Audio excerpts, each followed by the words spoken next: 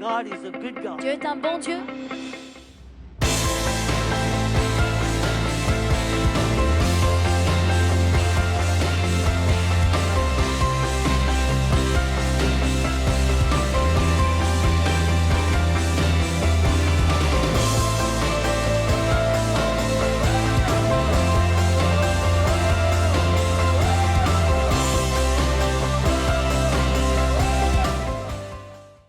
Si vous regardez avec moi ce que dit Jésus dans Matthieu 17, verset 20. Jésus a dit, je vous le dis, si vous avez la foi comme un grain de sénévé, nous savons que le grain de sénévé, c'est une toute petite graine qui broyée nous fait de la moutarde. C'est la graine de moutarde. Et c'est une des plus petites semences qui puisse exister. Elle est toute petite. Le grain de sénévé. Jésus a dit, si vous avez la foi comme un grain de sénévé, ça veut dire, vous n'avez pas besoin d'avoir une grande foi. Jésus ne cherche pas en vous une grande foi. Même si votre foi elle est de la taille de la plus petite des semences. Mais la foi, c'est une semence. Remarquez que Jésus a comparé la foi à une semence. Si vous avez la foi comme un grain de sénévé, vous direz à cette montagne, transporte-toi de là, et elle se transporterait, et rien ne vous serait impossible. Alléluia. Rien ne vous serait impossible. Qu'est-ce que Jésus a dit? Même si votre foi elle est petite, vous n'avez pas besoin d'avoir une grande foi. Et ça, c'est une chose rassurante. Quand bien même Jésus a dit à certaines personnes, il les a vraiment honorés en leur disant qu'ils avaient une grande foi. Il y a quelques personnes dans la Bible, je pense simplement 2 personnes auxquelles Jésus a dit, oh mon Dieu, ces personnes ont une grande foi. Mais Jésus ne dit pas, tu as besoin d'avoir une grande foi. Il dit, même si ta foi elle est petite, mais que c'est de la foi. Alléluia, tu es capable de dire à cette montagne, ôte-toi de là. Transporte-toi dans la mer. Et elle se transporterait.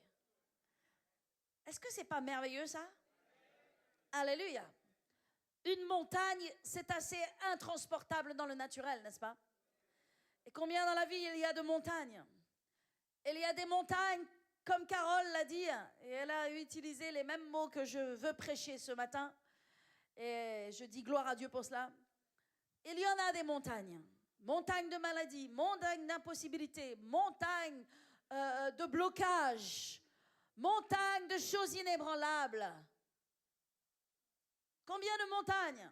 Mais Jésus a dit, si tu dis à cette montagne, si tu as en toi la foi aussi grande qu'un tout petit grain de sénévé, tu peux parler à ta montagne.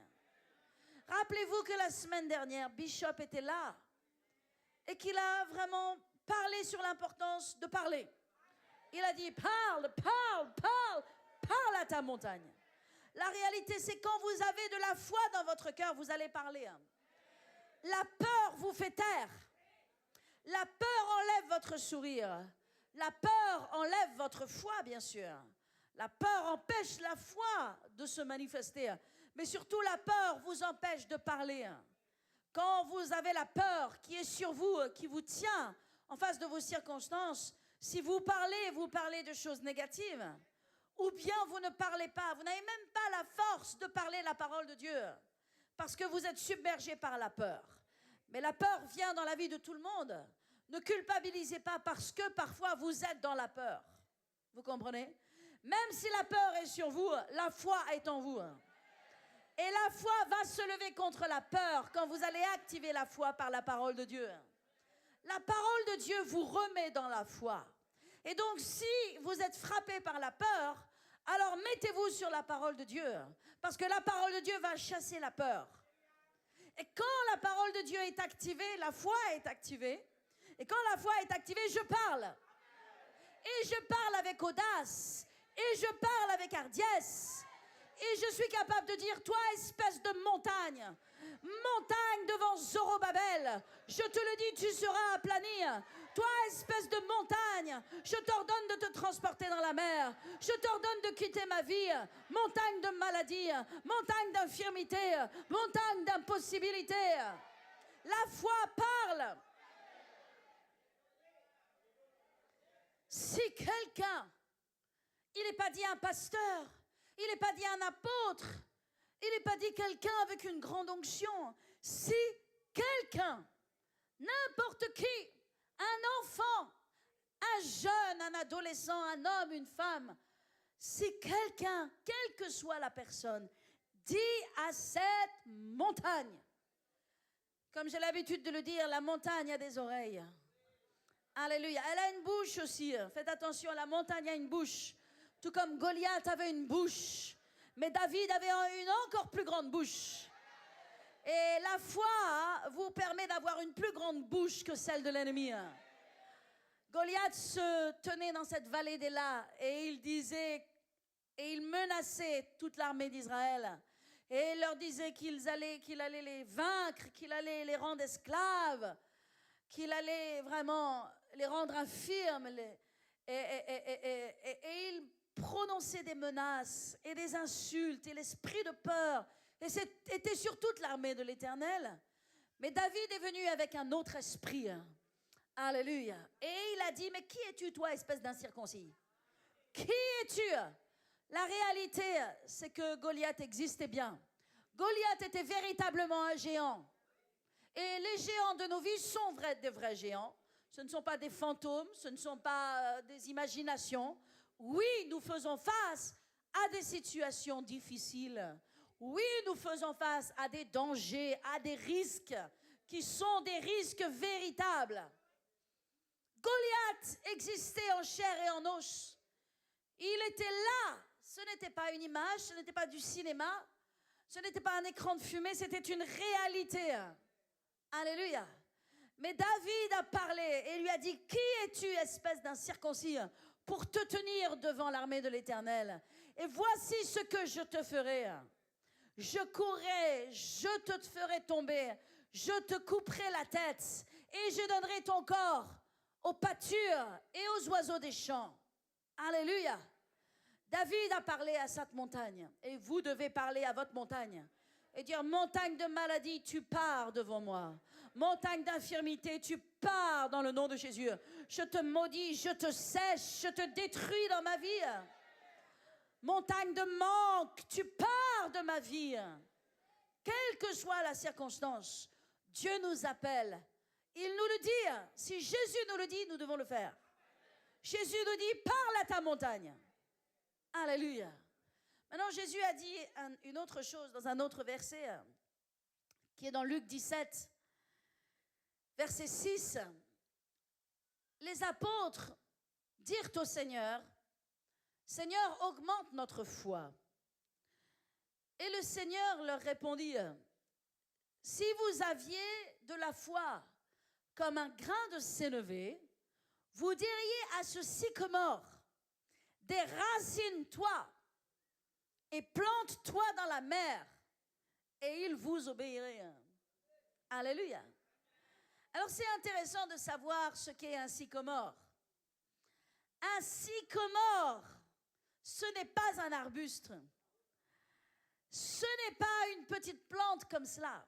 C'est un arbre énorme et imposant. Un sycomore faisait jusqu'à 6 mètres de large. Parlez d'un arbre. Je ne sais pas si en France on trouve des arbres de cette taille, de cette largeur. 6 mètres de large jusqu'à 20 mètres de haut. Alléluia. Si quelqu'un dit à ce sycomore, un sycomore à la base, il est assez indéracinable quand on le voit. Ça veut dire que dans le naturel, vous ne pouvez pas le vaincre. Dans le naturel, 6 mètres de large, 20 mètres de haut, vous ne voulez même pas le déplacer. Jésus a utilisé l'exemple de la montagne. Jésus a utilisé l'exemple du sycomore. Et il nous a dit que quelques situations qui semble impossible, qui semble inébranlable, impossible à changer. Si quelqu'un a de la foi, comme un grain de sénévé, qu'il dise à cette montagne, à ce sycomore, déracine-toi de là, déracine-toi de là. Vous savez, l'ennemi met des racines. Il met des situations qui viennent s'enraciner dans notre vie. Il fait pousser des racines pour que ce soit inébranlable, pour que ça reste, pour qu'on soit écrasé, pour qu'on soit vaincu. Mais Jésus n'a pas peur des racines. Dieu n'a pas peur des racines. La foi n'a pas peur des racines. Il parle des choses indéracinables. Et il dit, si quelqu'un dit, si tu as la foi comme un grain de sénévé, et que tu dis à ce sycomore, qui semble absolument indéracinable, jette-toi de là, ôte-toi de là, déracine-toi de là, et va te planter dans la mer, il vous obéira. Nous devons avoir foi dans les paroles de Jésus, que nous pouvons déraciner par la foi toutes circonstances. Nous pouvons déraciner par la foi tous les plans de l'ennemi. Est-ce que quelqu'un m'entend? Pour cela, mes amis, ne regardez pas aux œuvres du diable. Regardez aux œuvres de Dieu. L'ennemi veut que vous ayez foi dans ses œuvres. Il veut que vous ayez foi dans ses paroles. Il veut que vous soyez plongés sous sa réalité. Mais vous devez garder la parole de Dieu dans votre cœur. Il y a des gens, ils sont tellement conscients du diable, tellement conscients de la sorcellerie, tellement conscients des péchés qu'ils ont commis, tellement conscients de tout ce que l'ennemi fait, qu'ils ne peuvent pas avoir foi en Dieu et en la parole de Dieu. Et à cause de cela, ils sont toujours vaincus par l'ennemi. Votre seule concentration, le seul endroit sur lequel vous devez fixer vos yeux, c'est sur les paroles de Jésus. Les paroles de Jésus changeront vos circonstances. C'est un message que je me prêche premièrement à moi-même, puis à vous, bien sûr, parce qu'on a continuellement besoin d'entendre ce message. Vous devez fixer vos yeux sur la croix. Je pensais à la croix, à l'importance de porter une croix, à l'importance d'avoir une croix dans nos maisons. Et la croix, vraiment, c'est un lieu sur lequel nous devons régulièrement mettre nos yeux. Amen. Parce que la croix, c'est là où est notre victoire. C'est là où est la défaite de Satan. C'est là où Jésus a vaincu. Alléluia. Et vous savez, alors que je suis allée cette semaine rendre une visite à l'hôpital, je pensais à cela, l'importance de la croix, de voir la croix. Et non seulement de voir la croix qui est vide, nous les protestants, nous aimons cette croix sur laquelle il n'y a plus rien. Parce que Jésus est ressuscité, qu'elle n'est plus sur la croix. Mais je pensais aux gens qui font face à des défis dans leur corps, dans leur santé, dans la maladie. Et je pensais à la croix, le crucifix, avec Jésus pendu à la croix. Et je pense que c'est important lorsque on fait face, notamment à la maladie, d'avoir deux croix. Si j'avais un combat de foi dans ce domaine-là, je pense que je mettrais deux croix devant moi. Une croix avec Jésus sur le crucifix et une croix sans Jésus. La croix où Jésus est là, elle est très importante. Et véritablement, cette semaine, c'est une chose qui venait dans mon cœur. Parce que je n'ai jamais aimé les croix où Jésus est pendu à la croix. Mais il y a quelque chose de puissant à tirer de cette croix où Jésus est pendu à la croix. Lorsque Jésus était pendu à la croix, il portait ma maladie. sa douleur sur la croix, dans sa souffrance, il portait mes faiblesses, mes maladies, mes impossibilités. La Bible dit qu'il était brisé pour mes péchés. Alléluia. Blessé pour mes iniquités. Cette croix-là où Jésus est suspendu et il souffre et il agonise et il meurt pour moi, elle est importante. C'est la croix où il a porté mes maladies, mes souffrances, mes faiblesses. Et c'est important de voir cette croix, parce que cette croix me donne la foi et me rappelle que Jésus est mort pour cela et que ces choses, je n'ai pas à les porter lorsqu'il les a portées lui-même. Et la deuxième croix, elle est importante, bien sûr. Et nous la connaissons bien parce que cette deuxième croix, Jésus n'est plus sur la croix et il a vaincu et il est ressuscité. Mais la croix où Jésus souffre, c'est aussi une croix importante. Et c'est une croix que j'aime. Alléluia. Sur cette croix, Jésus a porté ma maladie. Toute maladie, toute infirmité. Et donc, je dois voir cet échange, ce transfert. Lorsque Jésus était à la croix, il ne passait pas un bon moment. C'était un moment très difficile, d'une grande souffrance, grand tourment. Et il a payé ce prix-là. Dans ce moment-là, il a pris ma maladie. Il a pris mes faiblesses. Il a pris tous les noms de maladies qui existent sur la terre.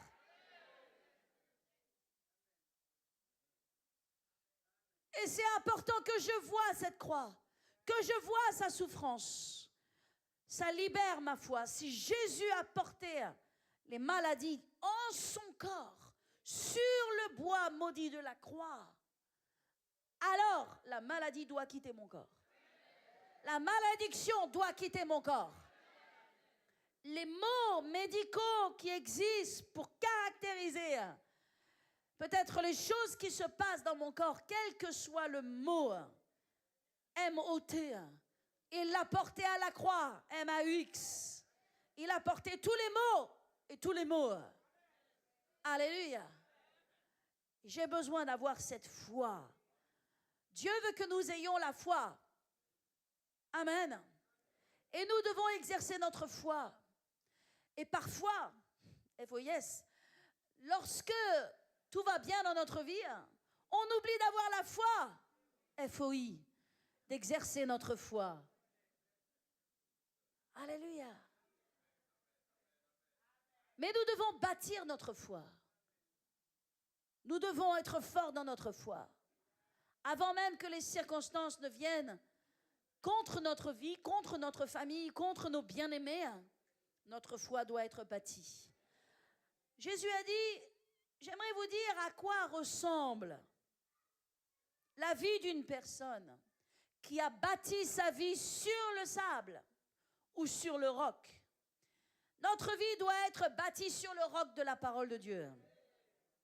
Peu importe si le message vous fait pousser des cris, des amen, alléluia, ou si le message est un simple enseignement, peut-être pas particulièrement excitant, ça n'a aucune importance. Ce qui est important, c'est que la parole de Dieu soit injectée dans votre cœur. C'est que la parole de Dieu, elle entre dans votre cœur. C'est que la connaissance de la vérité soit établie dans nos vies. Parce que c'est cette connaissance qui va nous donner la force de nous battre, de combattre, de tenir et de vaincre. Alléluia.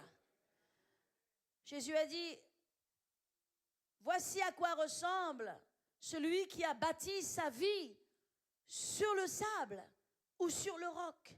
Nous savons que le roc, c'est Jésus-Christ, mais nous savons aussi que le roc, c'est sa parole. Et c'est pourquoi nous devons faire attention que nos vies sont bâties sur la parole. Parce que les orages, les tempêtes viennent sur les deux maisons. La maison qui est bâtie sur le sable, c'est-à-dire c'est une belle maison, mais elle n'a pas de fondement. Quand vient l'épreuve, quand vient le test, quand vient l'offense, quand vient le problème, quand vient la mauvaise nouvelle, cette maison s'effondre parce qu'elle n'a pas de racines. parce qu'elle n'a pas de force. La Bible dit, au temps de la détresse, si ta force n'est que faiblesse, alors c'est la détresse. Mais quand vient la détresse, c'est là que ta force doit sortir. Tu es ce que tu es dans l'épreuve. Nous savons qui sont les gens dans l'épreuve, dans le test, dans les problèmes. Soit ils tombent, ils s'écroulent parce qu'ils n'ont pas de force, parce qu'ils sont faibles, parce qu'ils n'ont pas de fondement, parce qu'ils n'ont pas de force pour résister. Ils n'ont pas de force spirituelle. Soit ils tiennent ferme, alléluia, parce qu'ils sont bâtis sur la parole de Dieu et qu'ils sont capables de répondre aux problèmes de la vie et de dire, tu ne me mangeras pas, tu ne me tueras pas, tu ne me voleras pas, tu ne prendras rien de moi. Cette attitude ne s'improvise pas. Elle est le fruit de la foi, de la parole de Dieu patiemment semée dans nos cœurs et dans nos vies, qui fait que quand le match est là, vous êtes là. Le match est là, mais vous êtes debout. Il y a des mauvaises nouvelles, mais vous êtes là. Alléluia! Cette seule force vous est communiquée par la parole de Dieu.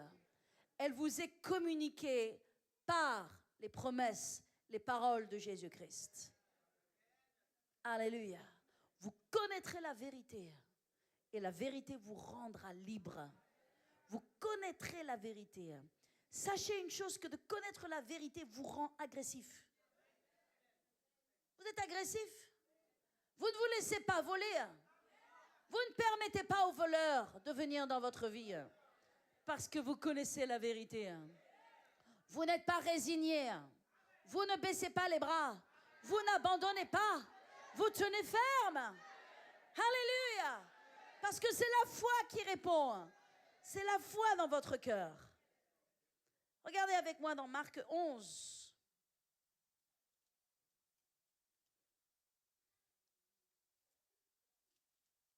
Marc 11, verset 20. Le matin, combien il est bon de lire la parole de Dieu, n'est-ce pas? Combien d'entre vous, vous aimez lire la parole de Dieu? Amen. Marc 11, je vous attends parce que c'est important que nous le lisions ensemble. Marc 11, verset 20. Si vous y êtes, dites Amen. Le matin, en passant, les disciples virent le figuier séché jusqu'aux racines. Bon, je pense qu'il faut prendre un tout petit peu plus haut. Alors, on va. Ok, verset 12, pardon.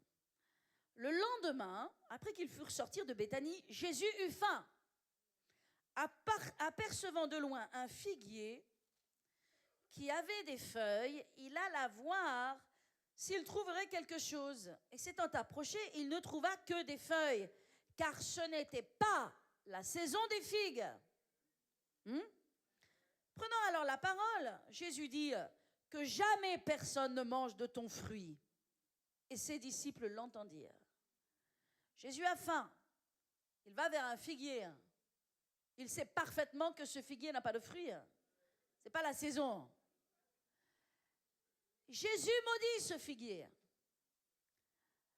Ce figuier n'avait rien fait de mal, je pense, en lui-même. Je pense que c'était un gentil figuier. Mais que Jésus voulait enseigner à ses disciples une leçon. Or, nous sommes les disciples de Jésus. Dis à ton voisin, je suis un disciple de Jésus. Jésus voulait leur enseigner la puissance de nos déclarations, la puissance de nos paroles pour détruire les œuvres de l'ennemi, pas pour détruire les gens, pas pour maudire les gens. Nous n'avons pas le droit de maudire qui que ce soit. Jésus n'a pas maudit les gens et il ne nous permet pas de maudire les gens. Mais il a pris cet exemple-là pour montrer la puissance de nos paroles déclarées avec foi. il a maudit ce figuier. Et au verset 20, le matin, en passant, les disciples virent le figuier séché jusqu'aux racines. Alors, c'est vrai que Jésus, ça allait un tout petit peu plus vite pour lui, on dirait. Hein? Ça allait un petit peu plus vite pour lui que pour nous. Mais c'est la même vérité, le même principe, la même parole de Dieu, la même chose que nous activons.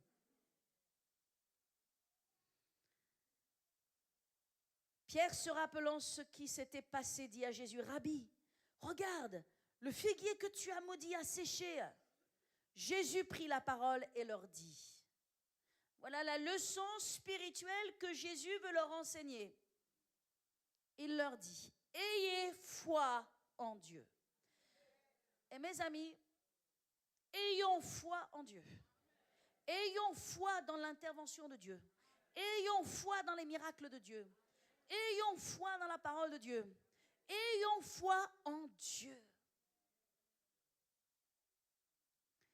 Je vous le dis en vérité, et là, il donne la leçon. Il donne la leçon, il donne la méthode. Il explique.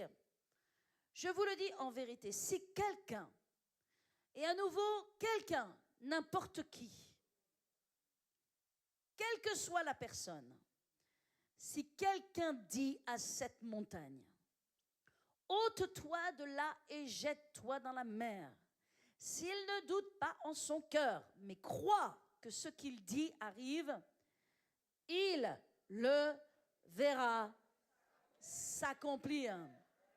Alléluia. Dieu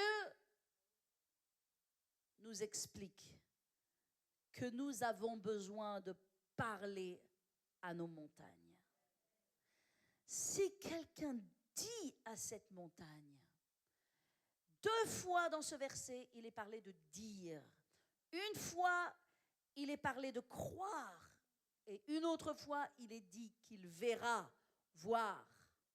Mais 2 fois, il est dit de dire. Nous devons dire. Nous devons parler à nos circonstances. Nous devons leur ordonner de ployer. Savez-vous que Jésus, c'est probablement ce que je prêcherai cet après-midi, parlait avec une grande sévérité aux démons. Le mot dans le grec qui était utilisé pour menacer, réprimer, c'est parler avec une grande sévérité. Nous savons ce que c'est que quelqu'un qui menace, quelqu'un qui parle avec autorité et avec sévérité. Je ne sais pas quand est-ce que vous êtes fait réprimander la dernière fois. Ça fait peut-être longtemps. Mais d'habitude, quand on se fait réprimander, avec le mot réprimander, dans son sens, ce n'est pas drôle. Ce n'est pas amical. On ne se sent pas bien. C'est boum, direct. La Bible dit que Jésus a dressé les circonstances et il a dressé les démons. Il les menaçait sévèrement. Alléluia. Et c'est aussi ce que nous devons faire. Nous devons croire, mais nous devons parler. Parler avec autorité. Pas pour caresser les situations. Nous devons parler contre les œuvres du diable avec autorité. Pas avec peur, pas avec sympathie, pas dans notre propre nature charnelle. Nous devons parler comme Jésus a parlé.